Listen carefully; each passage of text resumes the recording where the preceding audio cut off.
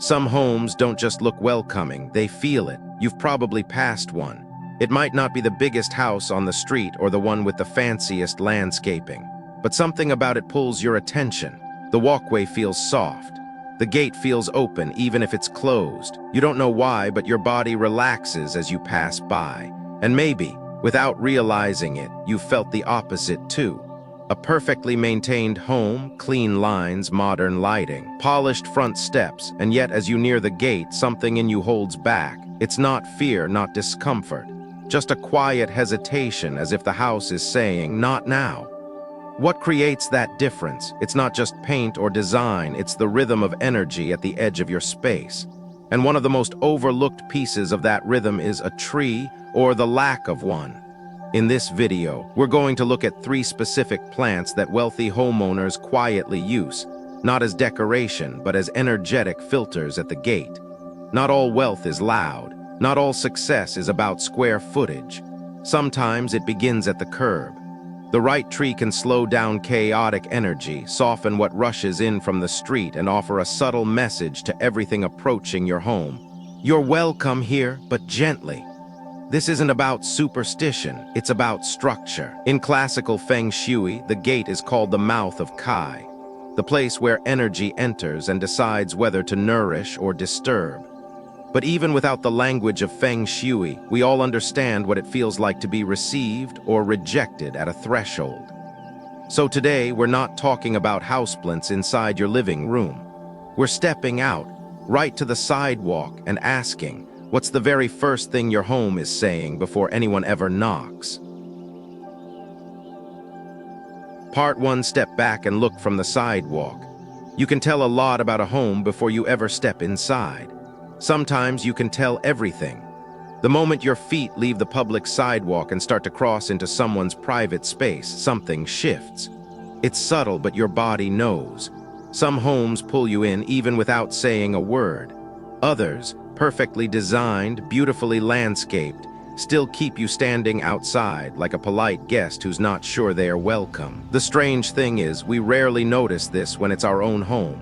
We become so used to walking in and out, locking the door, rushing past the front steps that we forget. Energy doesn't begin at the couch or the kitchen. It begins the moment someone or something meets your space.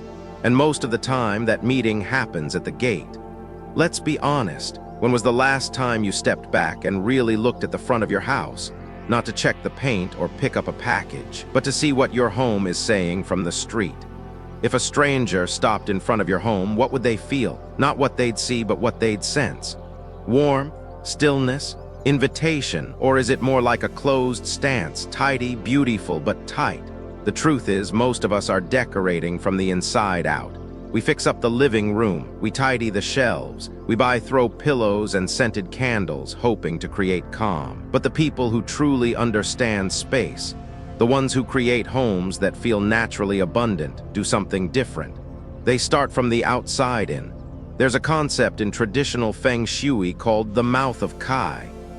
That's just a poetic way of saying the place where energy enters. In real life, that's your front gate, your porch, your walkway. And just like the breath you take into your body affects everything that happens inside, it's the same with your house. If the energy that meets your home is rushed, sharp, chaotic, then no matter how well-designed the interior is, something will always feel a little off. You might not be able to name it, but you'll feel it. In the way sleep doesn't really restore you, in the way conversations trail off, in the way money comes in but doesn't stay. Now pause. Ask yourself this. What's the very first thing someone meets when they walk toward your front door? Is there a sense of soft arrival or abrupt exposure? Are there plants to catch the movement of the wind, or is it all stone and steel and speed? The homes that feel alive don't always have the most expensive finishes, but they do have rhythm. They have something near the gate that slows you down, not because it blocks you, but because it welcomes you at a human pace. And one of the most gentle and powerful ways to create that rhythm is a tree. Not a tree for decoration, not a grand maple or a sculpted pine, but a living presence placed with intention near the threshold. A tree at the edge of your property says more than you think. It's not just a shadow or a shape, it's a signal. It tells the world this space is awake, this home breathes. This is a place where things grow, not just survive, and that message, spoken in leaves and light, is felt by every person who approaches and every form of energy that passes. You see in neighborhoods across America, from suburban streets to small-town blocks, we've been taught to focus on curb appeal. But appeal is different from invitation. A well-painted fence and trimmed hedge might impress someone driving by, but it's the feeling at the gate, the breath before the doorstep, that determines whether peace, luck, and even money feel safe to enter. That moment matters more than we give it credit for, because energy doesn't just knock, it listens. It senses whether the home has time, space, and softness to receive. So I want to offer you something simple but powerful. Walk out of your house, cross the street, turn around, and just look. Not with critical eyes, not with judgment, but with quiet attention. What's missing? Is there life at the edge, or just lines and concrete? Does the path to your door offer pause or pressure? Sometimes we don't need to renovate, we just need to rearrange what we already have, so the energy that's meant for us doesn't rush past. Because here's the part no one tells you, it's not about perfection, it's about pace. Homes that hold abundance tend to have something near the gate that tempers what comes in. It might be a tree or a vine or a curve in the path. Something that slows the outside world long enough to let it catch its breath before stepping in. And when that happens, something shifts inside too. You'll feel it in the way time moves, in the way your mood softens when you arrive home, in the way opportunities come and feel easier to hold. So before we talk about the plants themselves, let's get one thing clear. Your front gate isn't just an entrance, it's a threshold. It's the place where everything changes direction from out there to in here. And when you place something living at that threshold, not randomly but with care, it becomes more than a tree. It becomes a host, a guide, a gentle voice that says, without speaking, "You've arrived, take your time, you're safe here." Part 2, the soft tree that doesn't stop energy. It helps it stay. Not all strength looks the same. Some trees grow thick and bold, claiming space with wide branches and loud blooms. Others, like bamboo, do the opposite. They rise quietly, they hold their ground softly, and they bend without breaking. And that softness, that ability to move with the world instead of bracing against it, is what makes bamboo one of the most powerful plants you can place near your gate. Let's be real, life doesn't always feel still, especially not in today's world. Energy is fast, noisy, unpredictable. Whether it's the rush of cars outside, the swirl of deadlines inside, or just the emotional noise we carry in our own bodies, everything feels like it's pushing forward without pause. And if your home sits near a busy road or a sharp corner, or even if it just feels on edge, for reasons you can't quite name, that fast-moving energy doesn't stop at your door, it leaks in. It fills your space with restlessness, low-grade anxiety, and a feeling that nothing ever fully lands. That's why bamboo matters. It doesn't block energy. It doesn't fight it. It meets it. It listens, it filters, and then it whispers to the rest of your space. Let's slow this down. Bamboo is often misunderstood. It's light. It's hollow. It doesn't look like much, but that hollowness is the key. In design, we often chase density. We want full, rich, solid. But in nature, flow happens in the spaces. Bamboo allows energy to move through it, not crash into it. It doesn't defend. It absorbs and releases like breath. When you plant it near your gate, what you're really planting is rhythm. You're telling the world, we don't rush in this home. We rise, we sway, we return. And this becomes especially important if your household has been through something recently. A loss, a change, a season of uncertainty. In times like that, it's easy to tighten, to brace, to try to control what comes in. But bamboo teaches a different lesson. Resilience is not about hardening, it's about staying flexible. You can bend, you can wobble, but if your roots are strong and your energy can move, you don't break, you heal. A home with bamboo near the gate feels like that. You can sense it before you even reach the door. There's breath in the space. There's recovery. And it's not just symbolic. Bamboo does something very practical. It acts as a buffer. If your gate faces a highway or sits at a harsh T-junction, or if your porch is constantly exposed to movement, bamboo disrupts that momentum. not with walls or weight, but with rhythm. Its slender stalks create movement and sound, soft rustles that remind the body it can exhale. If you've ever stood beside bamboo in the wind, you know what I mean. It's not silence, it's kinetic calm. The kind of calm that doesn't ask you to sit still, but invites you to sway. This is why ancient tea gardens used bamboo not just for beauty, but for energy, to soften the edges, to mark a transition between the world and a place of presence. And you can do the same even on a small suburban lot, even in a simple front yard. You don't need a forest. A cluster will do. Planted along one side of your gate, not blocking the path, but framing it like a breath before a sentence. But bamboo, like anything alive, responds to care. If you plant it and ignore it, let it grow wild, let it dry out or die, it changes. It no longer filters, it frays. The energy it once softened becomes scattered, so this is not a passive plant. It's a relationship. You don't have to tend it obsessively, but you do need to see it. Trim what's dead. Water when dry. Let the base breathe. And as you do, something shifts, not just in the soil, but in the way your home greets the world. There's a quiet beauty to that kind of presence, a strength that doesn't show off. And it's the kind of strength many wealthy homes lean on, not because it looks fancy, but because it feels right. The kind of home where energy settles before stepping in, where money doesn't just come, it stays, where guests lower their voices, not out of formality, but because the space asks for softness. And bamboo, unassuming, honest, alive, creates that kind of space. So if your life has felt a little too fast lately, if your home feels like it's constantly catching up, if peace seems like something you only find inside when you're alone and the noise dies down, then maybe it's time to begin outside, to meet the rush with rhythm, to let the wind have somewhere to go, to give energy a place to soften before it touches everything else. Plant bamboo not for style, but for stillness, not for beauty, but for breath. Let it greet the world before you do. Let it hold the edge so your home can hold you. Part 3, the upright plant that helps you remember your direction. Some plants dance in the wind, others stand like reminders. And in a world where so much asks us to bend, to rush, to multitask our way through the day, it's grounding to have something near your home that simply stands tall. That's what the fragrant Dracaena does. It doesn't sway like bamboo. It doesn't bloom with fanfare. It just grows, upward, steady, composed. And when placed near your front gate, it quietly reshapes the way energy enters your space, not by softening it, but by straightening it. Let's pause and be honest. Most of us are juggling more than we can hold. Work, family, appointments, news, emotions, unspoken to-do lists. Life doesn't always feel like a path, it feels more like a scatter. That shows up in our homes too. Unopened mail near the entryway. A pair of shoes you keep meaning to move. Conversations that begin but never finish. It's not chaos, but it's not clarity either.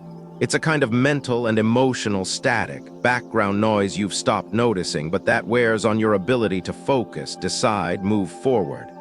That's where Dracaena comes in. It doesn't rush you. It doesn't ask for attention. It simply exists with form and invites everything around it to do the same. When you walk past it, your body instinctively lifts, not stiffens, just realigns. Like you remembered for a second what it feels like to move with purpose, to stand for something, to grow towards something even if you're not sure exactly what that is yet. Dracaena carries a kind of structural calm. Its thick leaves hold their shape. Its stems don't twist or flail. It doesn't bloom loudly or drop petals dramatically. Instead, it holds space. And that's the gift it offers at your gate, a signal that says, this is a home where things are slowly but surely coming into form. If your life feels like it's in transition, between jobs, between roles, between seasons of clarity, this plant becomes more than aesthetic. It becomes a mirror. Because in times like that, we don't need loud motivation. We need steady cues, small signs that we're still moving, even when progress feels invisible. And that's what Dracaena models.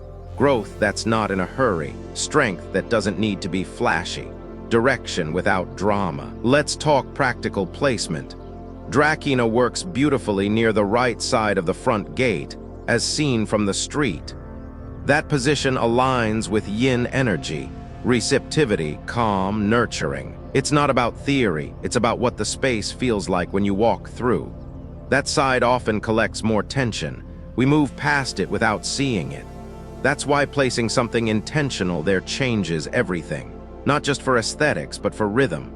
Think of it like this. When you walk into a space and the first thing you see is a plant that holds itself with grace, not drooping, not wildly spilling, not overclipped, you immediately feel a shift. You might not name it, but your breath slows, your eyes focus, your energy gathers. That's the point. Dracaena doesn't entertain, it anchors, and that anchoring helps more than just you. Guests feel it too.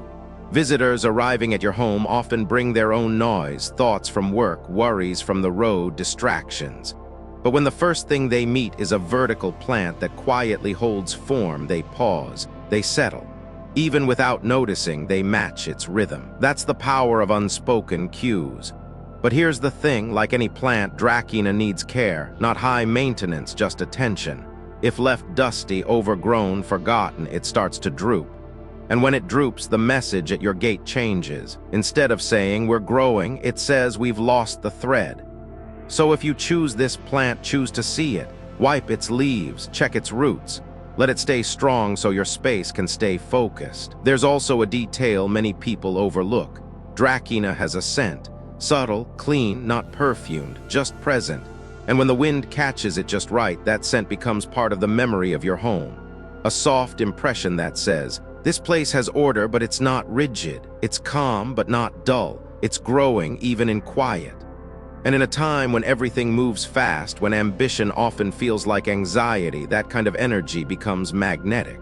Not pushy, not go get it, just centered. And that kind of centeredness often attracts exactly what we've been trying to chase: clarity, support, even unexpected opportunities. So plant it not because it looks impressive, but because it makes everything else make more sense. Let it be the quiet reminder at your gate that not all progress needs to be loud. That sometimes simply standing straight, simply continuing to grow, is the message. And if you're in a season of doubt, or rebuilding, or figuring things out, Dracaena won't fix it, but it'll witness it. It'll stand there with you, day after day, leaf by leaf, quietly rooting for you. Part 4, the tree that bears fruit and teaches joy can be steady. There's something quietly magical about a tree that gives fruit. Not just leaves or shade, but something tangible. Something that ripens, that appears after time, care, and patience. A tree that says, "Look what has grown." And when that tree sits near the entrance of a home, it doesn't just decorate the space, it transforms how joy and abundance are invited in. In this part, we're talking about the kumquat, a small citrus tree, humble in size, generous in spirit. Unlike larger fruit trees that demand space and attention, the kumquat offers its gift in silence. Small golden fruits round like coins, soft like morning light. And it's in that very simplicity that its power lies. Because sometimes the deepest kind of wealth isn't the loud kind. It's the kind that ripens slowly, stays quietly, and makes the space feel warmer without needing to explain why. Let's go straight to the heart of it. Many homes are filled with things, but still feel like something is missing. Joy shows up in bursts, a weekend, a party, a paycheck, but then fades. It's fleeting. It's hard to hold. You decorate, you clean, you light candles, but joy doesn't always stay. That's because joy, like money, isn't just about what you bring in. It's about what your space is ready to hold. And that readiness begins right at the edge, at the gate. Planting a kumquat tree near your front entrance signals something subtle but powerful. That this is a home where effort becomes sweetness, where what is planted is cared for, where joy isn't a surprise, it's part of the rhythm. The presence of fruit near the threshold tells the world, something has not only begun, but it has become. Now let's talk about symbolism. In many traditions, fruiting trees represent not just abundance, but earned abundance. Not luck, not lottery, but effort that grew. And the kumquat, with its coin-shaped fruit and gentle scent, holds that message beautifully. Especially for households where money tends to come and go, or where energy feels high for a while, then flat. The kumquat stabilizes. It doesn't hoard energy, it recycles it. It reminds the space and the people in it that small, consistent joy is the kind that lasts. Imagine this: you come home after a long day. Before you even reach the door, you glance toward your kumquat tree. A few golden fruits catch the light, not flashy, not dramatic, but undeniably alive. There's a sense of continuity, of care, and something in you exhales. Not everything is finished, not everything is perfect, but something is growing, and it's real. That's the emotional rhythm this tree creates. It's not a breakthrough, it's a reminder that life moves in cycles, that sweetness can live close to the ground, that joy doesn't have to arrive in fireworks. Sometimes it looks like a single ripe fruit in the morning sun. Placement matters, of course. The kumquat does well near the entrance, ideally on one side, not blocking the path but clearly visible. It thrives in sun, it appreciates space. But what it needs more than anything is attention, not control, just care. Left ignored, it withers, fruits fall and rot, leaves curl, and like all symbols, a neglected kumquat becomes a message too, not of joy, but of missed presence. So check on it, water it, harvest the fruit, share it, give a few to a neighbor, add one to your tea, place 3 on a dish by your altar or your kitchen table. Because when we give what's grown, no matter how small, we multiply the energy it carries. And the kumquat tree, more than most, responds to that generosity. It reflects it. Here's the emotional truth behind this tree. So many of us are taught that joy must be earned with exhaustion, that we can celebrate after the work is done. But the kumquat says otherwise. It offers sweetness during the journey, not as a reward, but as a rhythm. And that's the lesson it plants at your gate, that joy is not indulgent, it's foundational. That small, stable joy is what teaches the home to hold bigger abundance when it comes. If your household has been through a season of almosts, almost saving enough, almost resting, almost feeling truly happy, this is the tree that helps shift that, not by pushing, but by staying, by showing up with fruit that you didn't rush but didn't forget either. It says this is enough, and from enough more can grow. So plant the kumquat if you're ready to remember that joy isn't just for special days. It's for Tuesday mornings, it's for the space between errands. It's for the moment you come home and see that something you once planted is still here, still bearing fruit, still reminding you joy, like wealth, doesn't always arrive loudly, but it does arrive when you're ready to hold it. Part 5, the tree is a mirror of how you invite the world. Not every tree tells a story, but the one near your gate does. Even if you never notice it, even if you planted it years ago and forgot, it's still speaking. To neighbors, to guests, to the energy that moves through your street, and maybe most of all to you, because a tree at the edge of your home isn't just part of the landscaping, it's part of your posture. And posture, whether in people or in homes, always says something. Look at your tree. Is it upright or leaning? Is it trimmed or wild? Is it full of life or holding on with dry leaves and quiet neglect? What meets the world from your threshold reflects how your space is currently receiving it. If the tree looks forgotten, the message is we've stopped paying attention. If it's over-controlled, clipped to perfection, the message becomes we need to manage everything. But if it's healthy, open, strong without shouting, then the home says we're here, we're present. We welcome gently and we mean it. Think about how you greet someone at your front door. Do you open wide or just crack it? Do you speak first or wait? Do you step outside to meet them or stay behind the frame? That same subtle dynamic is happening at your gate every single day, not just with people, but with the flow of life. A beautiful tree that's dying still sends a message. A once-loved tree that's now half-shaded in trash bins or clutter says something too. The world doesn't need perfection, but it recognizes presence. And energy, more than anything, listens to how you tend what's alive. This is where care becomes communication. Tending your tree is not just about pruning or watering. It's about remembering. It's about saying this space matters. This threshold is awake.